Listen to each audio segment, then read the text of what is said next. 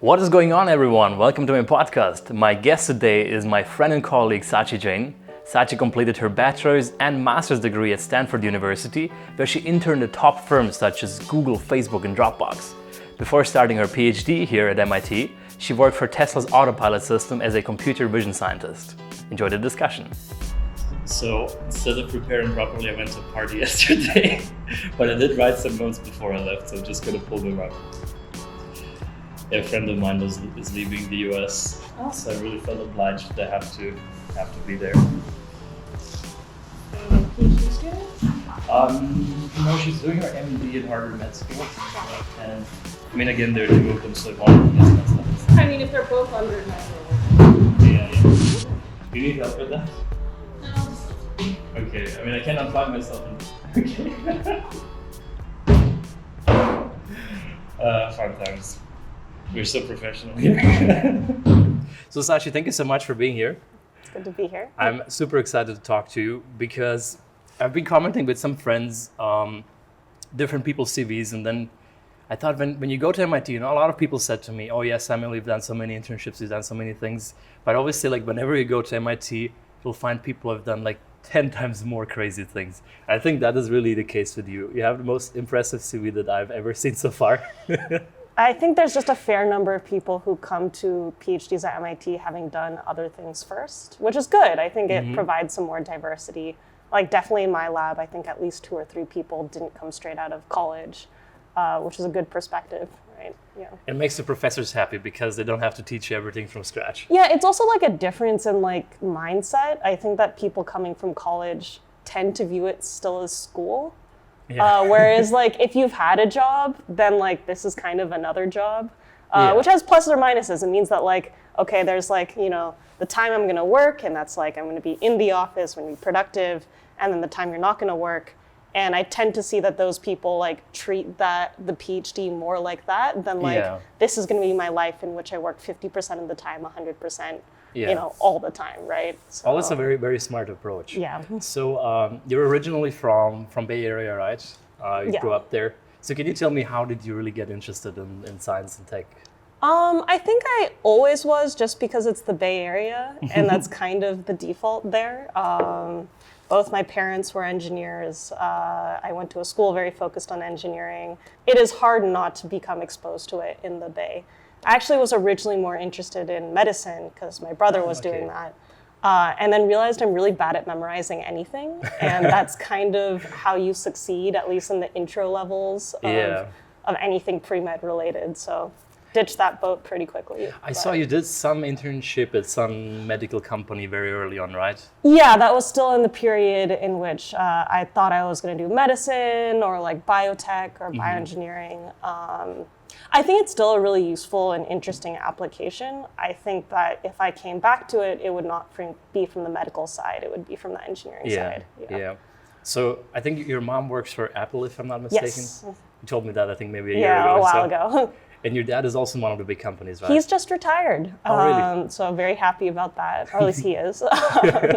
So from early age on, you got really interested in this, and then you applied to Stanford. Yes. I mean, it's an obvious choice if you want to go in that direction. Stanford is probably the best place. It helped that it was like 30 minutes from my house. Right. So I think my parents were very happy to have me close to home. Yeah. Oh, I'm sure about that. And tell me, how did you like Stanford? It's amazing. I think it's probably one of the best places to do undergrad. The campus is, of course, beautiful and very, very safe, very enclosed.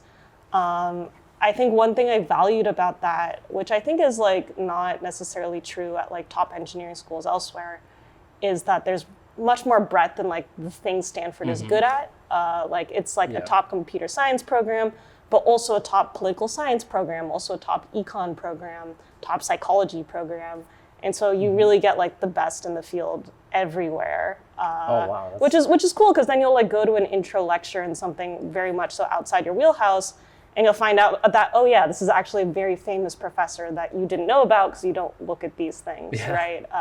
Just casually, so. I'm curious, did you early on start taking classes in like AI machine learning, or? I actually was a systems undergrad. I did operating systems. I was a head TA for computer networking, like very, very much so hardcore systems. And I miss it to some extent. Like, I think just like throwing yourself into some very deep programming project was something you can really only do in systems like that.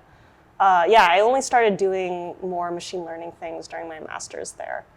All right, you also did your master's for, I think, 1 year after. Yeah, it was one of those like +1 programs, yeah. Oh, cool, yeah. So I'm really curious to make a comparison between Stanford and MIT. Of course. Which one do you like more? What are the differences, pros and cons on both sides? That's tricky. I think, obviously, I've never been to MIT for undergrad, or I guess I did grad school at Stanford. I think Stanford is probably a better place to be an undergrad. I think you get more, as I said, well-rounded. The professors there are extremely approachable. And I think just like the student community there is very tight. Obviously, I've never been to MIT undergrad, so I can't actually compare apples to apples. But I think definitely like both great schools. You can't really go wrong. I think they have their different strengths. One thing is that MIT, like the program is EECS, right? Which means EE and CS have never been separated. Yeah. So like on my floor, there are EE people, the building is the same. I think the connections between the two are much stronger. Whereas at Stanford, they are separate buildings. Yeah. They're next to each other, right? The Gates building and... They're both monoliths though. And so unless you like go out of your way to reach out, you're not going to talk to too many EE people as like a CS grad student or vice versa. It's just harder to get that exposure. And so that's, I think, one big difference between like having EECS or just having, CS, right? And in terms of, the campus itself, which one do you prefer? I mean, I'm from the Bay. Like, I grew up around Stanford. It has a special place in my heart. And the campus is beautiful. I really do like Boston and Cambridge, though. I think that one advantage to Boston and Cambridge, and maybe this is just coming from spending, like 24 years in the Bay Area, is it's nice to like meet someone and not assume that they're a software engineer or work in tech. Honestly, they probably work in biotech here, right? Like, or pharmacy, pharmaceuticals or something like that. And that's just a nice shift, right? It makes you feel a little more special, So is that stereotype too, that everybody, I don't know, you go to a party in the Bay Area and everybody, what do you do? I'm in tech. Yeah, I mean, like maybe like I have a skewed view of this just because your circles expand from the people you know. But yeah, absolutely. It does feel like the default. If you say you work in tech, like, like the conversation stops, right? Like, okay. It's like, all right, cool. Well, some people do startups in tech.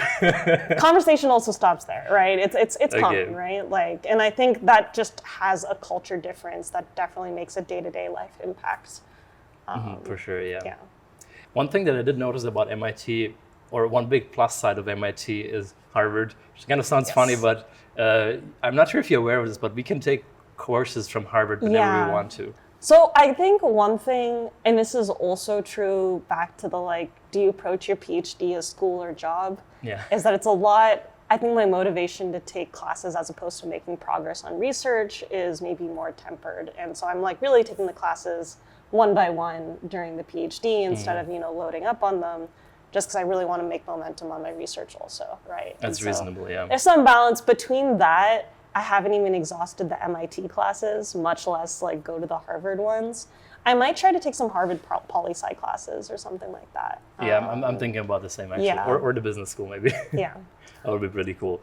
And another thing that I'm very curious about, so Stanford is super famous for startups. Instagram was started there, I think. Wasn't the professor you worked with, Yuri Leskovats, one of the co-founders or some person high up in Instagram?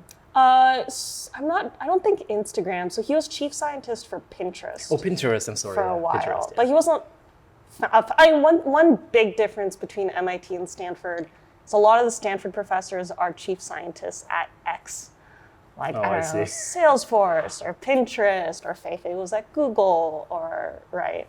And I think that is less common here just because we're not close to a lot of these companies physically. Yeah. Right? So. Even though now it's starting. I mean, Moderna is just around the corner. Right. So in biotech, this is more true. But definitely it would be hard for like an MIT professor to be a chief scientist of somewhere that's like, New York would be closer, right? Yeah. And so like That's you true. do New York, but it's tough, right? Like It is if you're different, yeah. if you're not here, it is hard to be as directly interfacing on a day-to-day basis with these companies. Absolutely. Yeah. So I remember the first time when I came to Stanford, my friend gave me a tour and like instantly fell in love with the campus. I said, okay, I want to do my PhD here. In the end, it just didn't make sense because there's nobody working in quantum computing. Makes sense. So I didn't go, and I'm very happy here. But one thing that I did notice is, so he showed me around, and for every building that we passed, he was like, oh, this is where Instagram was started. This is where Google was started. Yahoo was, so my advisor in Switzerland, he was actually the PhD advisor of Jerry Yang, the founder of Yahoo. And I think Sergey Brin and Larry Page were like a few years later in the office next to where they started their first Google search engine. So did you ever get interested in these startups? Not super, to be honest. I think I spent a lot of my undergrad teaching. So I was like a section leader and then a TA. That was a bunch of my time doing research. I've always felt like to do a startup, you need the idea first rather than just to do the startup. And so if I have an idea, maybe I'll start something. But at the moment, I'm pretty happy doing what I'm doing right now. So that might be still, I'm not sure, do you think, obviously we're not emerging that scene so much, but do you think that Stanford people are more into startups still than people here at MIT? I don't think there's a sizable difference. Okay. I think having met people here, they're also vaguely interested in startups. The same is true at Stanford.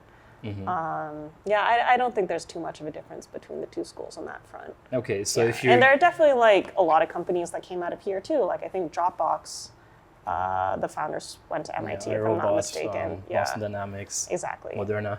Right. But a lot of companies, yeah. All the really big names are still from Bay Area, but I think that's mostly a historical thing. I mean, Bay Area, and correct me if I'm wrong, I think it's still full with startups, obviously, but I feel like it's not becoming the sole place for startups in the US, right? And I think part of that is just like YC is not the only incubator anymore, right? There's like a little bit more spread of power, both like geographically in terms of like who the major stakeholders are. I think it is democratizing it, which is probably a good thing. Yeah, it's probably a good thing. Yeah, it's absolutely a good thing. Yeah. So Silicon Valley is getting really expensive. Yeah, so. and I think also like definitely there are new hubs coming up around the country, like Austin, right? Seattle's always been one. I can't say that's a new hub. Oh yeah, true. Another thing that I'm super curious about, you did, there's this, how do you call it, FANG, Facebook, Apple, Amazon, Netflix, Google, yeah, that's right. Even though the F doesn't really work anymore. It's I don't know where Microsoft went. Oh yeah, where's Microsoft? So you did internships in like a whole bunch of these companies. So can you tell us about these internships? So how did you get in there? How did you like it? And can you compare them a bit? I think they were a definitely valuable experience. I think especially if you want to be a software engineer, doing at least one of these during your undergrad is important. And obviously there's some value to going to startups, but if you go to a big company like this, you kind of know what you're getting, and there's a lot of infrastructure to support you, and the name is helpful, when you're looking for other things. I think also in terms of like understanding whether you like that kind of job, that's a good thing to go to, right? Like, you know, just like the very basics, nitty gritty, the meeting schedule, you know, the type of work you do. I think that's like a helpful thing to do. In terms of the internships themselves, they were like basic engineering internships. At Dropbox, I was on like a web performance team. At Google, I was on like a more search architecture type team. Facebook, I was a research engineer at FAIR because I was trying to figure out, do I really need to do the PhD or not? You know, like would I like just like being a research engineer at one of these like big labs, since that was kind of that. I had a great time in all of them, and yeah, so I think it was. Could you make some ranking, like which ones you preferred most? I think the reason I'm hesitating to do that is I think that it's based more on team than it is based on company. And that's true for everything, right? That's true for your PhD too, right? Absolutely. Like you can't rank schools like Stanford and MIT. It's just like which advisor did you get, or like did you choose? That's entirely it. I guess one thing is for Facebook, I was in New York for that, and that was a very interesting experience, not being at headquarters for a company. It was both like a plus side and a minus side, right? Like I think New York is definitely a different culture than the Bay Area. I think they had better work-life balance, to be honest, really? Just because I think there was like more things to do. And I think most of the people I met had significant things they were doing outside of work, and that really did like change the culture of the stereotype that Facebook has, right? That was different. Dropbox has great food. I think of the three, it has the best food. Okay, so I should go to Dropbox then. That's for me. If that's like your priority point. Then yeah. I'm just kidding. But it's really based on like what is the specific application that you're trying to do, what is your skill set, and then choosing the company that is best at that, right? Yeah. Makes sense. So I know a lot of the viewers, they're super interested in working for one of these places. Obviously, it's based on your own experience, but I'm sure you've also had a lot of colleagues and friends who work for these companies. What are like the most important things to learn in order to get into such an internship? Yeah, I think algorithms is probably both the most and maybe the only. I mean, unless you're trying to do a machine learning internship, in which case, of course, you should have some experience doing ML. But the way that like most of these big tech interviews go, they're algorithms questions, right? And like having like a good, easy sense with that, so you don't need to memorize solutions or anything, but you're like, very comfortable with those things is what's really important. For me, one advantage is that I was helping teach some of these classes that then they would ask interview questions for. And believe me, teaching in front of like 13 students is way more intimidating than like a guy, right? Yeah. And so I think that's helpful. Getting some public speaking experience is helpful. Again, doing something like teaching or just like presentations or anything where Being you're in a podcast. Doing a podcast, anything where you're talking to someone on something that's not scripted. Right, and the more comfortable you can get with that, the easier you'll feel in these kind of interviews. So that's for the interviews, just that you I think it's a life goal. I think in general, like public speaking, skills and just like these kind of even informal communication skills, they come up in meetings, they come up when you're presenting to your boss, they come up if you're presenting a research paper. It's super duper important, even in computer science and software engineering, yeah. Okay, so for a first-year student, you would recommend immediate or as soon as possible taking an algorithms class? Yes, I would prioritize that. And honestly, at least at Stanford, the algorithms class, you didn't super need to know how to code. And the coding part will come naturally. Like the focus should be on learning, in my opinion, the algorithms over like the languages you learn doesn't super matter. A lot of applied things you can learn on the job, right? It's like this core set of skills that you really need. And you made a very good point with teaching. I also figured out that, I was studying physics before. The only moment when I really started understanding the matter was when I had to explain it to people. Exactly, yes. So that's a very good trick, becoming a TA for such a class. And I think a lot of, especially these bigger schools or schools with like top CS programs, have opportunities for undergrads to be involved with teaching. And so I think really taking advantage of those is like, one, it's a little bit of money, right? You're helping out the community, but like for you personally, it's probably one of the best things you can do. Absolutely. Yeah. And do you think that how important do you think it is to be at a big name school, or what are the tricks if you're from a lesser known school to get into one of these companies? I think depending on the company, they have more or less bias in terms of your school. I think most of these big companies don't actually have terrible amounts of bias. I think the bigger thing is like getting their attention, because these schools will come to career fairs, right, for the big schools and things like that. It's a lot easier to interface with them. If you're coming from a small school, dropping your resume on the website is not going to do anything, right? It's like a bottomless pit. And so knowing someone who works at the company who can refer you is definitely, and I think that's true regardless of whether you go to a big school or a smaller one, is probably your best bet for just getting their attention. And at that point, once you're into the interview process, it's mostly how did you do? And so at that point, your schooling doesn't super matter. Yeah, so if you don't come from a very known school, then the only thing that's maybe a bit harder is like getting the first interview. Exactly, yeah. But once you're there, the rest should hopefully be very unbiased. I'm not a recruiter, so I have no idea, right? But like this is my generic sense, yeah. So all the people that you were surrounded with during these internships, did you feel like they were really from were they just from the US or also from other countries? So when I went to Dropbox at the time, they were a little more biased towards big schools. I think that's changed. I think that like recently, I've heard they're trying to be more diverse. At Facebook and Google, it was very diverse. School, internationally, especially at Facebook, I was working at FAIR, which is, of course, has a lot of PhD students coming from wherever, right? In fact, I think Facebook in particular has a lot of connections, to Paris and to Montreal, to London, right? And so they have offices everywhere, right? They do, but these are big ML research centers, right? No matter which company you go to, there's a lot of good research happening in Montreal and Paris and London, all over the place. But I think you see from these specific cities, a lot of people mixing around or going between places. So that's one thing, and I know a lot of listeners are from Europe. Oh, and Zurich, of course. And Zurich, yeah. Oh, yeah, Zurich is a big one. How can I forget Zurich? It's funny, I visited quite a lot of Google offices just because my friends were there, and I would always just go there for the free food, to be honest. So I toured all the Google offices from, the headquarters, the Googleplex, New York, Zurich, and I think some other places just to get free food with friends. I would say don't pick a company based on its perks. The perks will wash out eventually, and you will be left with the job that you are doing and whether you like it, right? So that's actually a very good point. So since we're not looking at the perks so much, and also the salaries, I suppose they're quite similar. It's about the same, yeah. What should people really be looking for?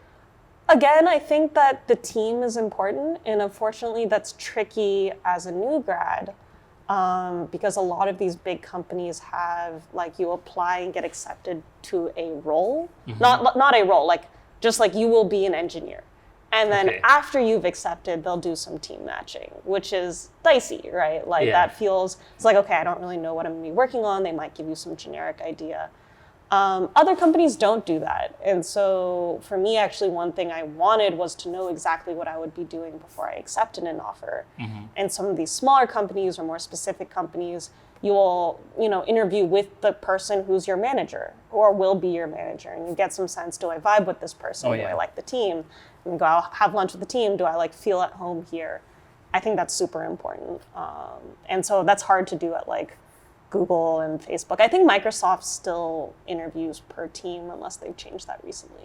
I think so. I've interviewed once for Microsoft. Okay, for the record, I only went there because they would pay for a free trip. I never actually wanted to work there. But and I think, and I really just interviewed with somebody who would have been my manager. I think that's important, yeah. But then, when I arrived there, we were like, so what do you want to work on? I'm like, I don't really know. That was a bit embarrassing. Yeah. I think this will be super useful for a lot of viewers who are early in their career, going in that direction. Now, another thing that I'm very curious to talk about. So after you graduated, and we cannot go into detail, obviously, you worked for Tesla. I wanted to talk about autopilots in general, where the technology is. Actually, you know what, before we go into that, I'm going to tell a little story. We're probably going to remove that from the footage because it shouldn't be on camera. So since you can't really talk about Tesla's autopilot, I'm going to say, I think 2 years ago, my friend and I, we went to Stanford. I was invited to give a talk there about my research in quantum computing or whatever it was. We had never driven a Tesla before. And so we went on Turo. This is like Airbnb, but for cars. And we just got the cheapest Tesla that we could possibly find. We said, yes, we're going to try the autopilot, because I think it was just released that year or something like that. We got there, landed in San Francisco. We had to pick up that car in some dark parking lot. I really was scared for my life. So I tried to drive that car, and I clicked something while I thought was the autopilot. And first it started keeping the lane well. Yeah. And then there was a corner, and we were like, is it going to turn? Is it not going to turn? Well, turns out that car didn't actually have the autopilot enabled at all, so I just had to grab the steering wheel. Yeah. Anyways, we were super disappointed, but then I figured out, Tesla has this amazing app for your phone where you can control a lot of features about your car. Yeah. And that dude who rented out that car to us, he had a few other cars, and he was dumb enough to put them into the same account. No. Now you see, we're probably gonna not publish that. And so in the evening, we're coming home, and I just realized, oh look, there's a Tesla S, which is the most expensive one, with an autopilot just next to us, and we have access to it through the app. Yeah. So my friend and I are like, should we do something or should we not do something? I said, okay, let's just park there next to it and see if we can turn on and off the lights. We were super childish, obviously. And we turn on and off the light, and we're like, haha, look, that's so funny. We can turn on and off lights on another car. Yeah. And then So there are two functionalities for moving a car on your phone. Yeah, you see where this is getting? Did you use Smart Summon? Yeah, that's one of the functions, Smart Summon, where you press on like a location on the map and the car can, get out of a parking lot and go there. And the other function is just going forward and backward, no steering. Right. Obviously, you can't steer. So my friend said, okay, well, I should have said that, to be honest. Let's just see if we can move the car like 1 meter to the front and 1 meter back. So we did that. Yeah. Again, I had a good laugh. And, I was the one who pressed it. So my friend was like, give me the phone. And then he grabbed it and we were kind of fighting over the phone. Oh, no. And he activated the Smart Summon function. So we were like looking in horror at that car, suddenly turned on all the lights, went out of the parking lot, drove a few meters down the street and stopped in the middle of the street and turned off all the lights. I was like, fuck, what have we done? And then, I first started panicking because I thought if like police comes or anyone, they're going to accuse us of stealing that car. So very quickly started driving away. But then we realized we couldn't leave that car in the street because somebody might crash into it at night. So we came back and then we were talking like, okay, how are we going to do this? We can move the car forward and backward and we can pinpoint the location on the map, but it cannot possibly park back. So it was already like 3 a.m. by that time. We tried to like move the car back and forth until we'd get back into the parking lot. Wouldn't do that. At some point, a police car started driving down the road and I didn't know what should we do. So I pressed the summon button and the car started driving down the road and like crossed the police car and they didn't notice anything. They didn't see a driver in there because the lights were on. But they just continued driving. Finally, we managed to get the car back into the parking lot. The only problem was it was like rotated by 180 degrees. And at that point, we were like, okay, screw it, we're gonna leave and not come back. I wish I could have seen the face of the owner the next morning when he came out and saw his car was rotated. Okay, so that was a little digression from the actual topic that we wanted to talk about. So yeah, let's talk about self-driving cars.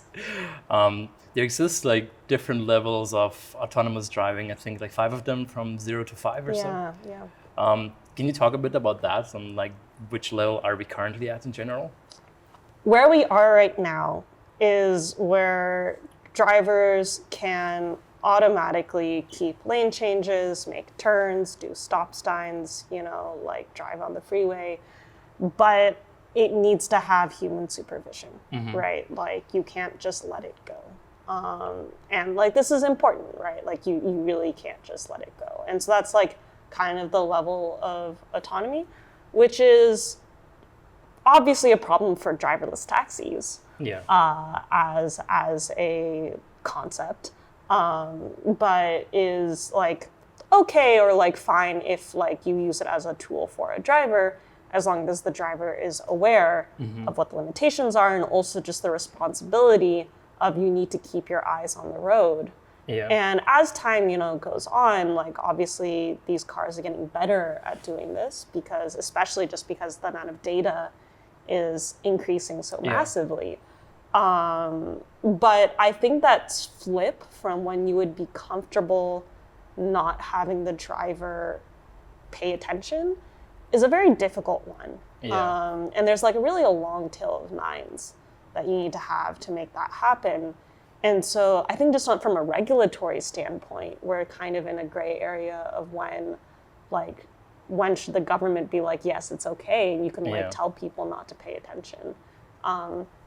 Also just from a liability standpoint, just like there's a lot of legal things that go into saying the onus is on the driver versus the onus is on the car, right? Yeah, that makes sense. I mean, I watched a few interviews of the people who are mainly leading the self-driving car community, including Elon, and the comment from all of them was that they all expected that this would happen quite soon with AI, and then they all got negatively surprised with how hard it is to actually make it happen. I think I was not negatively surprised, and I think you'll find most people who work with machine learning, especially supervised learning and things like that, it's tricky. It's especially just like the biggest failure for these models, and this has a lot to do with my research, is like how they behave and things that are even slightly out of distribution. And for a car, everything is out of distribution, right? There's just like so many controls, so many variables, and the possibility that you would have seen everything in training is low. right? And so there's, there's always going to be something unexpected, right? And so understanding that or acknowledging that, I think, is a big factor in terms of like how these self-driving models develop, in the future. And I think really getting them to a point where, we're at like L5, right, is like, it's going to have to come from a sense of robustness instead of just accuracy. It needs to come from like a trust that like you will do well on inputs even if they're not quite what's been in your training set. And that's the leap that needs to be made. But even once you make that leap, how can you convince yourself that that's true beyond just like having drives and drives and drives? That I think is very much so an open question. And that's like also a legal and a philosophical one as well as an engineering one. So the training is the hard part. You say that we cannot get all the data to train the model, or is there also some computational limits? Yeah, and there's computational limits also associated with training, right?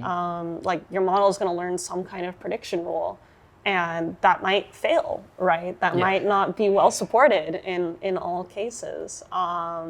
I think that there's some pretty, there's kind of, I think, two ways to look at this, right? You could either say go fully the deep learning route, make everything as end-to-end as possible, or you can say, distill that down into discrete signals that then you have a controller whose logic you understand do like the actual work of like plotting trajectories and stuff like that. And so there's a lot of variety even within companies of, which one they do or what hybrid model of that you take. And then there is this balance of like, do you understand what prediction rule or what output your model is going to be creating because like you coded it versus a deep learning model, or how powerful is that controller, right? Because obviously with more of these traditional methods, your controller is not going to be very smart or has limits in how smart it can be. So the deep learning method would be that essentially you just throw everything into giant neural networks and you just trust that thing is going to do. So you can imagine, and this is not, as far as I know, something that people really do, but you can imagine a pure end-to-end imitation learning approach, which is literally you have all of this video data and you have all of this data of what the car did next, right? And so you could say, okay, predict from, given the current scene, predict my turning angle for the next round, like the next second. That has problems, right? Even if you learn that very, very effectively, as soon as you get that wrong, you're now off distribution, right? Because you've now made a turn that a driver wouldn't have made. Yeah. You're now, maybe you're between lanes, maybe you're like heading into a curb, doing something that a normal driver wouldn't do. You now need to get out of that situation. And that's something that this imitation learning regime would have no data for because like drivers don't do that, right? And so like this is then the trickiness, right? Of like, this is a fully end-to-end approach. There's no like, specific, controller like in like how you would do it in more traditional controllers. So like you're predicting steering wheel angle, or you're predicting, your accelerator or whatever. But as soon as you get into a regime that you haven't trained for, you don't know what's going to happen. And now you're in this out of distribution regime for deep learning models, which is a very dangerous place to be. Right? Yeah. It's a general problem with all of AI. I mean, we know that it works very well, but no one has really like mathematically proven why it works. So often we just have to rely on, okay, it worked in the past, so I guess it's going to work now. Right. And so I think this is like kind of, I actually disagree on making things like mathematically provable to have them work. It's too complicated in this scenario, right? Like, what are you proving here, right? Like, there's the scenes are too hard, the models are too big, the data is too large, right? So really, what I think needs to happen is having the appropriate tests, and like Europe has already done a lot of work in this in terms of like what is the regulatory approval that you need in order to like release cars in the EU, right? And so like having that regulatory apparatus that is, rigorous enough and really stress tests is important. And even then that might not be enough, right? And so that goes back to like, at what point are we going to be okay with, yes, this is L5 or whatever, right? And which technology do you think these cars are going to rely on? I mean, there's visual cameras, there's all of these LiDARs. That's the million-dollar question, right? So I guess a lot of companies have LiDAR-based tech, right? Which is really useful. And so I guess for people who don't know, LiDAR like is point clouds, right? And so like, you have exact locations of like, where a point is being Is it like a 3D scan of the environment? Essentially, it's like you can kind of imagine just like a bunch of rays, going out, and you like generate point clouds of your surrounding area. And that gives you like a very good sense, like especially for depth, which is really hard. Like that's probably like one of the harder things for vision is knowing how far away something is. Yeah. Right. And so like LiDAR gives you that much more accurate information. So that's one thing. Another thing is like mapping. Is it self-driving if you've completely mapped the intersection beforehand? Yeah. That's a question, right? Yeah. Like on a practical sense, it's certainly a lot easier if you don't need to like learn or like predict the structure of an intersection because you already have it. Yeah. That means that you could never take an intersection you've never mapped before, right? So if you're only planning on using your car in one city in this neighborhood that you've mapped, then like you can do better on it. But if you're relying on that too much, you can't take your car on a road trip. Do they already do this? There are certain companies which do and don't do this, right? I see. I'm just telling you like different models of like what kind of inputs you could have. So there's like, maps, there's like, LiDAR, and then there's of course vision and video and things like that. And so all of these things have different like costs. So LiDAR is obviously more expensive than just having cameras, though it could be more reliable. In terms of like how easy it is to train on that data, like we have a lot of literature and very, very fast ways to train on vision data. LiDAR is trickier. It's hard to work with. It's kind of a pain, right? And it's really working with these like, kind of three-dimensional objects, which is tricky. And then maps, even like for maps, there's like your HD maps, your like high definition, full surround mapping of the intersection. Or you could just take Google Maps and put that as input, right? Like, so like you really do have a lot of variety in what kind of inputs you can give to your car. And that's not even getting into like the smaller things like radar or ultrasonics or things like that. And so one thing that really distinguishes these self-driving car companies is how much they're focusing on like teching out their car versus how much they're focusing on removing these things, especially due to cost. And so like Tesla just removed their radars. So they're going the opposite direction, right? So they're going all visual, all they're cameras. going, and like Elon's whole philosophy, and he's been very public about this, is to just do vision, right? That like if humans can do it just based on eyesight, then like your models should be able to also. Making that a reality is the tricky part, right? But that's just the direction. That's their bet, right? Is what they're doing. Yeah. Well, it's going to cut cost a lot. Yeah, and I think also Tesla has the advantage, and this is something Elon's also been very public about, that they just have so much data, right? Because they are actively driving these cars, right? Like there are people who drive these cars, like they have a full consumer fleet, and like Waymo doesn't have that advantage, right? Getting data is much more difficult for them. It doesn't happen at nearly the same scale, right? But they do have LiDAR on their cars, so like, who knows, right? Yeah. Who knows where it's gonna go? Yeah. It's also interesting. You briefly mentioned regulations also for Europe. One thing that kind of bothered me almost is particularly like in Germany and other European countries, they seem to be extremely strict about not letting these companies actually test their cars on the road because they say it's too dangerous. Whereas in the US, they seem to be more liberal and open to this. Do you think this is going to be a problem? For who? For Europe not being able to catch up? It's such a big market that I think they'll be fine. I also think, I guess that depends on how much you think Congress can get done. I think the reason that it's flexible here is that they just haven't passed that legislation, right, to regulate, right? Like, I don't think it's necessarily the US views it as less dangerous, or like, I think they would probably prefer to regulate it. It's just that they haven't gotten quite as far in terms of like self-driving is becoming a thing. Now the regulation needs to keep up with it. And I think Europe has been like a bit farther, a bit more conservative, more conservative. Which can be a good thing, but then again, I think as companies are starting to put their cars out on the road, like Tesla's already doing this with their like early access and their beta programs. Waymo is doing this, even like Cruise, Nuro. As they're putting these cars out, like regulation is going to have to start to catch up. Yeah. Right. So yeah. So that brings us to a very kind of philosophical question. So if you have, obviously there exist different levels of autonomous driving, but if a car crashes, whose fault should it actually be? I have no idea. Again, it's too difficult of a question. I really don't know. Like I've thought about this a lot, especially working at a self-driving car company. Think this a lot. I don't know who should be like held liable for these kinds of things.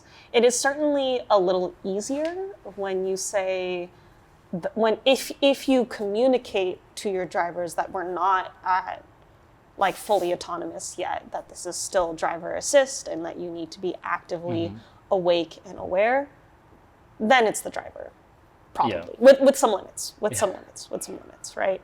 As soon as you get to beyond that point, it's unclear. Yeah. Absolutely. I think there might be a very difficult point when we get really close to autonomous driving, where 99% of the time you don't actually have to do anything. Humans get bored. I would be the first one who would get bored and would start reading a book or something. Right.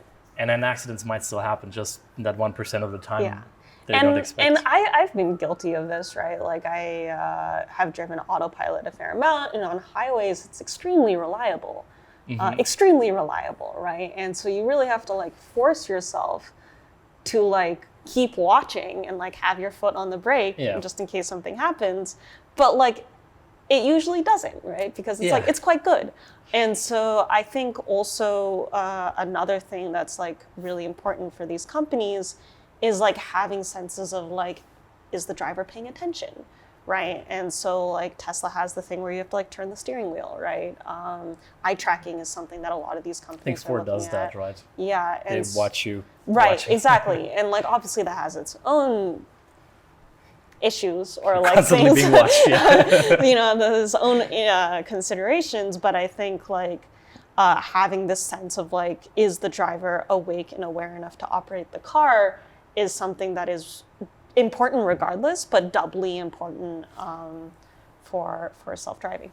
Of course, like there's like a flip side to that, right? You can imagine, I don't think this would ever happen because there's a lot of ethical concerns I haven't thought about, but like if you had like a model saying this person's too drunk to drive a car, this person's too sleepy to drive a car, at what point is it the car manufacturer's responsibility to say, we're not putting this car out on the road with you in it, versus this is this person's car, that's their property, that's their freedom to, I guess, drive illegally drunk. Like, at what point is that an invasion of privacy to say, like, we're not letting you on the road with this, like, clearly also the car would just say, no, I'm not driving. Exactly. Anyway. So that's, again, I think, both a legal and a ethical area that, like, we're going to have to figure out as that technology gets there, right? Oh yeah, that's quite interesting. Never thought about it, because most people are reasonable and I'm not going to do something stupid, but the crashes do happen from those 1%. I mean, there's already, I think, I don't know the details of this obviously, but I think there's like, some cars have like breathalyzer things attached to them. If you like get several DUIs, there's been a lot of discussion over whether that's ethical or whether that's constraining people too much in terms of their like, and also like invasion of privacy if you have to like breathe into something to start your car. Yeah. Right. And so it's a very complicated area to like work with. And people really want to get around with it. I mean, there are always ways they can make the car work. Exactly. Yeah, it's just difficult. And they also have error, right? And so thinking about like, especially in like if it's a vision model and these things have biases, like racial biases or things like that, then you get really into dicey territory, right? And so there's a lot to think about just on that front. So where do you think, how long do you think it's going to take until we can really take serious advantage of these autonomous driving vehicles? Serious advantage, okay. I think autonomy, as I said, I have no idea and I can't predict that. I'm not even gonna try. Like, I think not close. I have no idea if it's far. In terms of taking serious advantage, I think we're actually like already doing that to some extent. Like not just like Tesla, right? Like a lot of now these more higher end cars have, you know, pretty good lane assist, pretty good, you know, you can change lanes on your own, you can keep to your lane, it'll like stop before the car. And that's already something that's like... It's improved safety. It's improved safety, and it's already something that's like, I think, in a lot of cars, like I mean, Mercedes has it, for example, and Porsche, I think, has it. Yeah, I think it does. I don't remember. Mercedes does. Yeah, and I think so. Like people are already using that. I also like it's now being used in things other than just like passenger cars, right? Like I don't know if you saw with like the latest trade show, like they're now autonomous tractors, right? Nice. Which is like a really, really cool use case of autonomous driving. For huge farms, Yeah, because it's something that's like, I think a more manageable problem. Like it's a field and it's a tractor and like really there shouldn't be humans there. Right, and like you can like plan the routes, you can like have some level of object detection and things like that. And like you could really make those more efficient and have people, of course, then use their time, hopefully not lose their jobs, but like for higher income or higher paid things, not physically behind the tractor, right? And so like that's a cool application. I know that like autonomous driving and truck driving is a very important application, especially since most of that happens on the highway. Yeah, exactly. Right.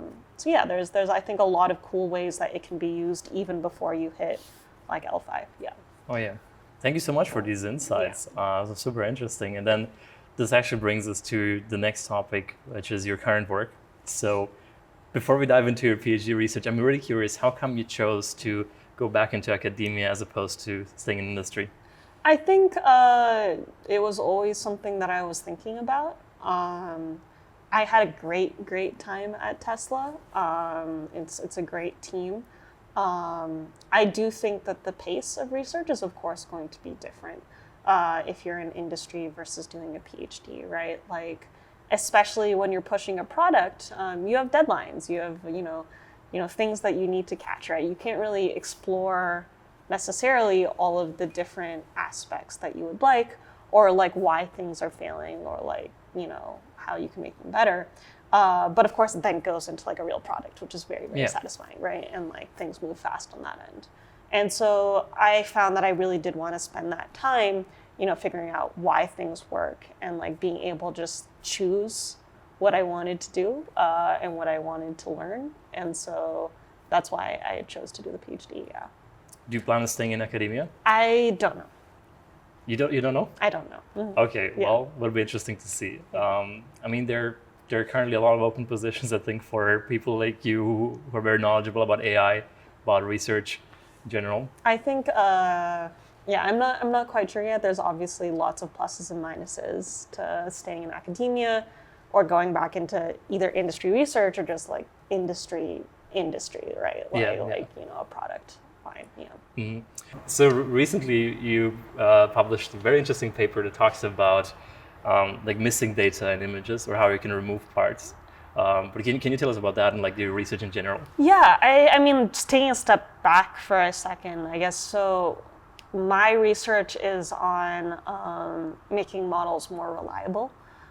So this is robustness, not just in terms of like adversarial robustness, you know, like sprinkle some noise, make this gun, turtle into a gun or whatever. Mm-hmm. But I think in robustness in terms of how it actually needs to be used in real life applications, right? So for self-driving, right, like this out of distribution issues that I was talking about, right? Or like how brittle are the prediction rules that models make, and what are the different axes in which we can try to control this when we deploy these models in the real world. And so I think that kind of splits into two different areas. One is like building the tools to be able to deploy these models and like understand what they're doing, but also from the science level, understanding where these biases come from and what we need to be aware of when we deploy these models so that we can do it fairly and safely.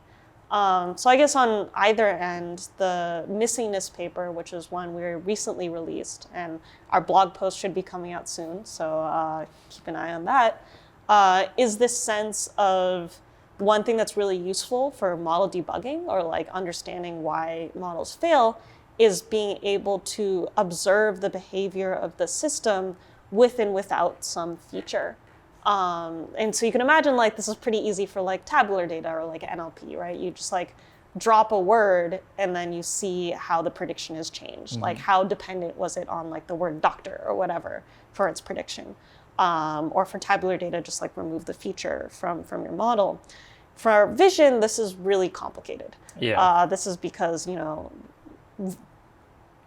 image is an object, right? It's a contiguous object. You can't just like leave a hole in the image, right? Like there needs to be something there. Especially because, like all these ResNets or whatever are CNNs, and like you really need to like slide a filter across the image. And if there's a hole in the image, like it's not really clear what it's supposed to do, right?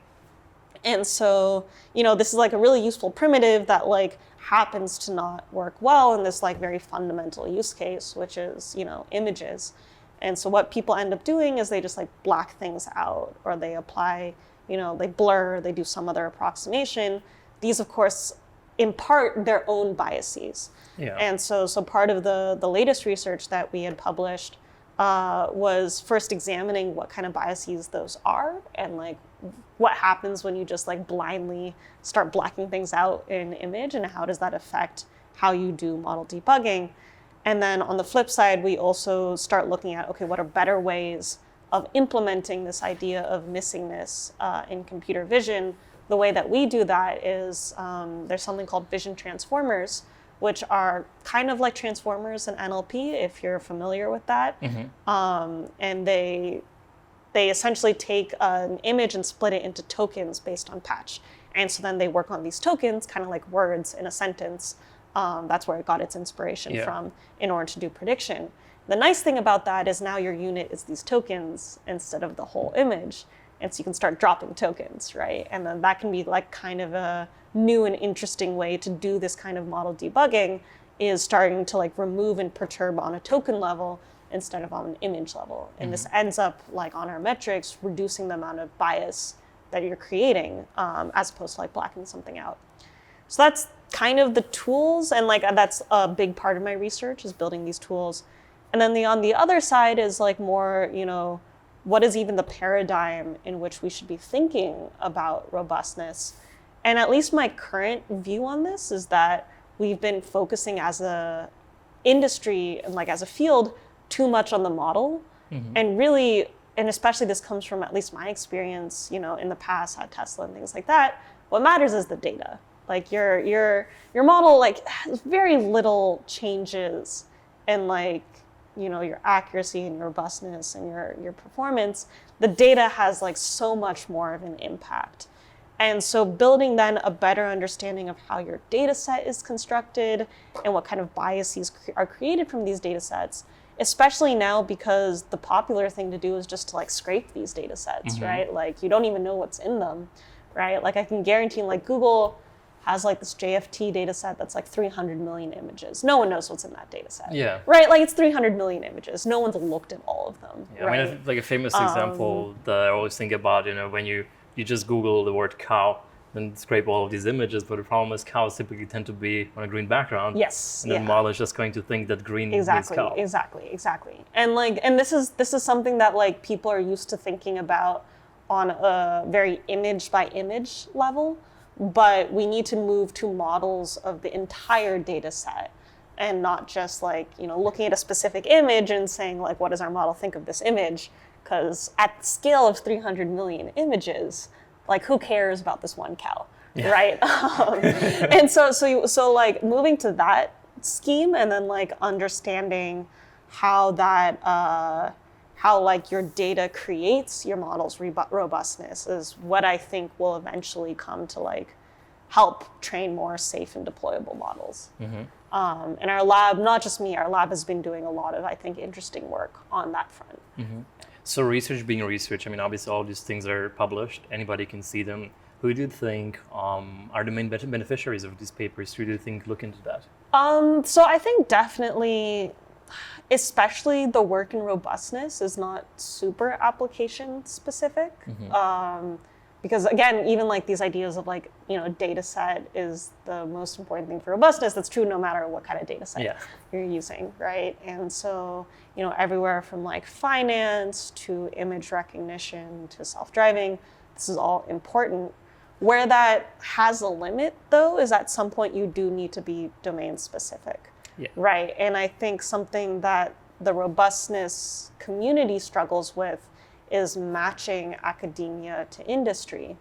And somewhat this needs to come from industry side. Like, one of the best things for progress of a field in a direction that's useful for these companies is to release data sets and tasks for things they work on. Like, obviously data's proprietary, you can't release all of it. But the more you can publish in terms of what you care about and examples for how do you test if you solved what you care about, that it works, the more that academics will be working on things that people in industry actually care about, right? Mm-hmm. And so this has already, in some extent, happened for like, a few things with like self-driving, right? Like, I think there's Waymo's released a data set, there's like the Berkeley KDD data set. And so like being able to test on those benchmarks is helpful. Those are not necessarily like, it's not only object recognition and self-driving anymore. And I think companies tend to be very protective of the actual tasks that they're trying to solve. There's then this balance of like how much you're releasing to your competitors versus how much are you bringing the academic community along with you for the ride. And definitely I think, of course, like healthcare, this is a big one, right? That's less like privacy over the data and just that the data is everywhere and it's a mess, right? And I think it's very like, especially people in the ML community are so used to like very clean, organized data sets with like the image and the label, and there's not random crap in the image or in the labels. And that's just like not true, but definitely not true for healthcare. And then there's of course HIPAA and stuff like that, right? So like getting those data sets to a place where there can actually be meaningful collaboration with like ML labs is tricky, and like something that like as a community we need to work on. So where do you think academics versus industry is going to head? Do you think there will be more and more collaboration in the future? I mean, there's definitely been even more collaboration just like within the past 5 years. I definitely hope so. I think that certain companies are better about this than others. There is some luxury to having a large enough company that has the money to publish. And like you really see this in terms of like the big industry players who actually care about their collaborations with academia. And it's mostly because they have the money and the time to do so.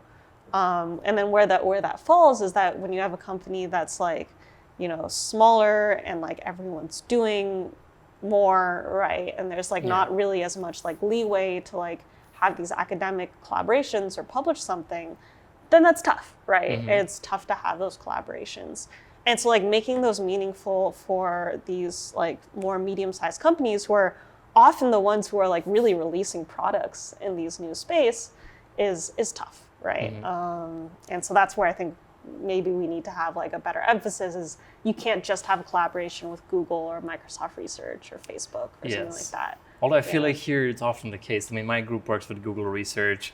Yeah. Many groups here work with these. Our group works with Microsoft a fair amount. Yeah. Yeah, it's kind of a classic, right? Yeah. But there are a few small companies that have research departments, as you mentioned before. I mean, it's just very expensive to have a research department. And it makes sense. And also, like during the pandemic, you could see, and like I hate saying this because obviously, like this is me, right? But like these are the more expendable parts of the company, right? Mm-hmm. Like you saw this with Lyft and Uber, that like the going got tough during the pandemic, and like these like the self-driving orgs and the research orgs, those are the ones to get slashed because these are like far into the future and or for the community. Yeah. But it's not the thing making money, right? Right. And so you need to survive. Exactly, right. Yeah. And so like that's the tricky part for these smaller companies is like building something that is insulated enough from when there's a global pandemic.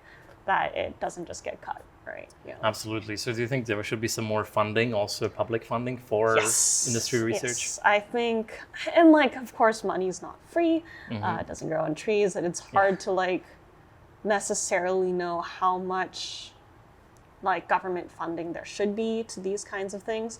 I think that like it's probably more important to be funding academics like in university versus companies, because academics are even more cash strapped than the medium companies. At least they have some money. Like, you know, where is MIT getting its money, right? Yeah, true. From us. And these are, I mean, MIT is a private institution in the end of the day, so they do not have, I mean, probably they have some guarantees from the government for some projects. Yeah. But MIT, Stanford, Harvard, they're all private institutions, and I mean, they're not for profit, but they need to make sure that they're also not losing. Exactly. And I'm not a policymaker, obviously, but I think the government, it's like government funding is like very crucial to advancement in this space. And I don't know if the government should be more judicious or just more generous. But like that grant pipeline, you know, it's a tough question. Is a tough question, yeah. Yeah. For the end, I wanted to also ask you, what is your big dream that you want to accomplish, either research-wise or career-wise? What would you like to do? I think, and I don't know if this answers the question, but I am pretty passionate about this idea of like switching our emphasis in ML from just like the accuracy of things to how well things work in practice. And so that's kind of my big dream, is that like as a field we start to pivot in that direction, because that's the thing that's going to matter at the end of the day.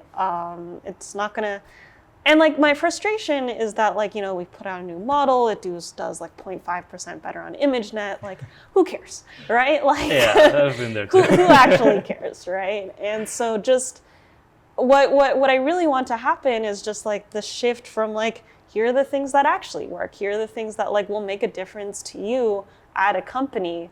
And here's why you should like use this method. And that should be the frame of mind, instead of like, here's the benchmark that we now do better on, right? And so I know that's like not necessarily a big dream, but it is a paradigm that I really buy into.